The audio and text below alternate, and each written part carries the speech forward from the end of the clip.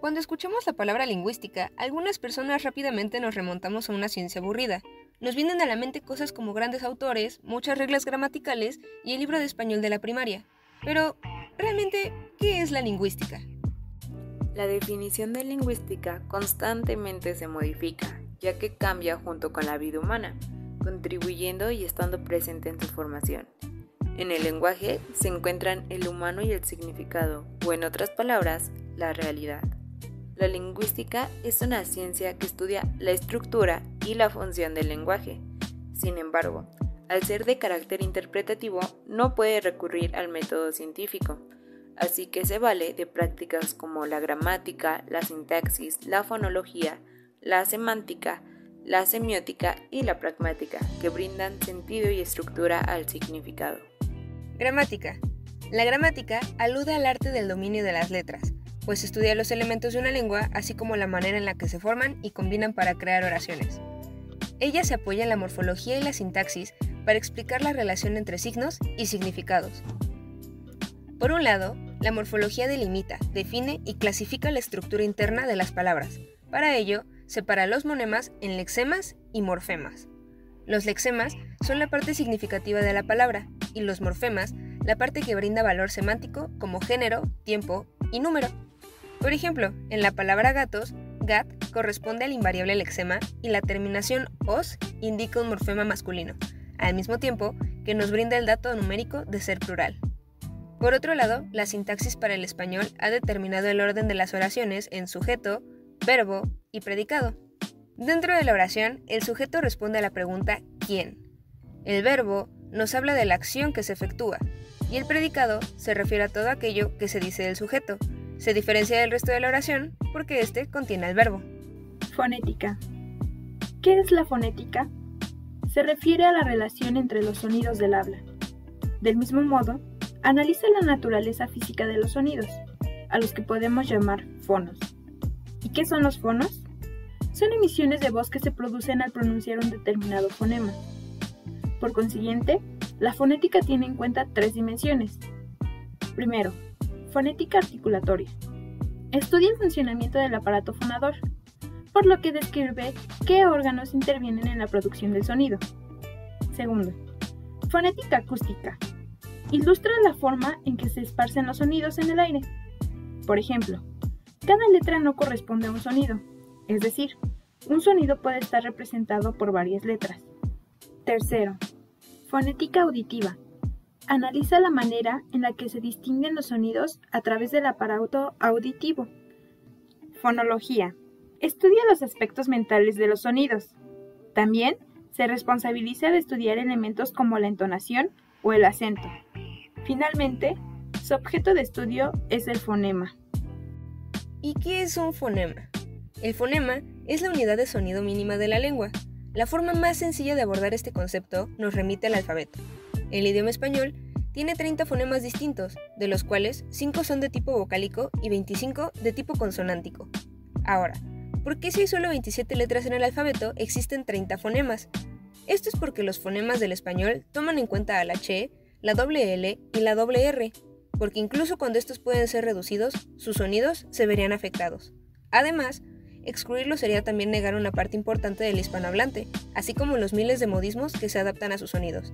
Y sin ellos, nuestro idioma estaría, en palabras de Café Tacuba, más chueco que la fayuca. La semiótica. La semiótica plantea el funcionamiento del pensamiento del ser humano, estudiando el proceso cognitivo establecido en la lengua como una naturaleza esencial, mediante el signo, el interpretante y el objeto. Por ejemplo, el lenguaje de señas requiere de significados mediante los signos para una interpretación hacia las personas. Las señales de tránsito son otro ejemplo, ya que conlleva una comprensión clave y de signos mediante un aprendizaje y dicho objeto que lleva consigo el signo para que alguien lo interprete. La pragmática estudia cómo interviene el contexto y los elementos extralingüísticos para poder interpretar significados. Esta disciplina es empírica, con rasgos sociales, culturales, psicológicos y literarios, así como con procesos lingüísticos, tales como los actos del habla, la presuposición, la implicatura y la estructura de la conversación, dando como resultado una correcta lectura a la intención del hablante.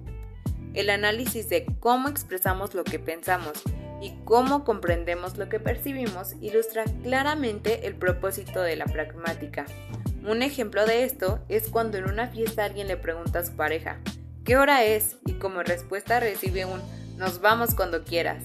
Aquí se ve una interpretación por parte del receptor, donde dependiendo del contexto, la presuposición, la implicatura e incluso rasgos sociales y psicológicos del mensaje, da una resolución. Lexicología.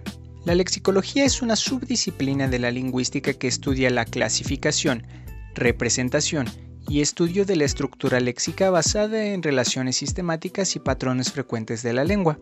Digamos que estudia el léxico o vocabulario desde una visión general. También analiza los lexemas y fonemas, que son unidades mínimas de significado.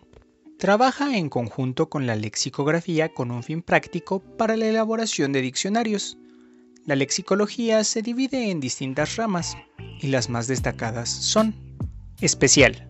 Indaga acerca de las especificidades de cada lengua. Regularmente se encarga del estudio sincrónico y tiene como objetivo el vocabulario de un idioma en concreto. Por otro lado, tenemos la histórica, también llamada etimológica. La etimología es la parte de la lingüística que estudia el origen y la evolución de las palabras. Y por último, tenemos la cognitiva, que describe el almacenamiento y procesamiento de palabras en el cerebro. La lingüística aplicada. Gracias a Luis Pairó, identificamos 5 áreas. Lenguaje, cerebro y mente cuenta con las ramas de la biología lingüística y neurolingüística, y por otro lado, la psicolingüística. La idea de esta perspectiva es el estudio de la mente y sus facultades. Lenguaje, aprendizaje y trastornos. Podemos distinguir de este estudio de la adquisición de la lengua, la cual viene conectada con el generativismo de Chomsky. Según esta teoría, nacemos con la capacidad de aprender una lengua y crear enunciados. Lenguaje, cultura y sociedad.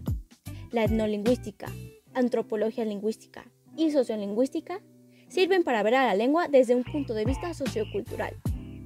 Lenguaje, matemática y nuevas tecnologías. Consiste en 2 ramas, la lingüística estadística y la lingüística matemática. La primera trata la gramática formal, mientras que la segunda mide los fenómenos lingüísticos. Lenguaje, gramática y aplicaciones. La gramática aplicada está presente en muchas de las áreas ya mencionadas. Cuando se presenta un problema lingüístico, junto con lo teórico, aparece la gramática aplicada. Principales representantes. Ferdinand de Saussure. Gracias a sus ideas plasmadas en su obra Curso de la Lingüística General, publicada en 1916, podemos identificar la diferencia entre lenguaje, lengua y habla. Lenguaje. Este sirve para expresar sentimientos y pensamientos a través de los signos y es una capacidad humana universal. El lenguaje no es más que la conjunción de la lengua y el habla. Lengua. La lengua es un sistema abstracto y cultural. Este, independientemente de la voluntad de los hablantes, está compuesto por signos. Habla. El habla no es más que la herramienta que permite comunicarse con los demás. Es la realización de la lengua. Gracias a sus aportaciones surgieron la Escuela de Praga, de Copenhague y de los Estados Unidos. Chomsky. Gracias a su trabajo The Logical Structure in Linguistics, publicado en 1953, nace el generativismo, el cual nos dice que todo individuo que habla una lengua puede producir una infinidad de frases. Gracias a este concepto se derivó la actuación lingüística. Teun Adrian van Dijk es uno de los principales representantes de la corriente llamada lingüística textual. Uno de sus postulados más relevantes es el de los términos técnicos, de la macroestructura, microestructura y superestructura textuales. Después de todo el recorrido que acabamos de dar, es importante recordar que la lingüística va mucho más allá de reglas, autores y teorías. El lenguaje es de carácter evolutivo e interpretativo, ya que es el humano quien lo adapta a su contexto sociocultural para cubrir sus necesidades comunicativas de manera satisfactoria. Es por ello que la tarea más importante de la lingüística es estudiar estos cambios y adecuarse a ellos, pues el lenguaje es una herramienta que está para servir al humano, y no viceversa.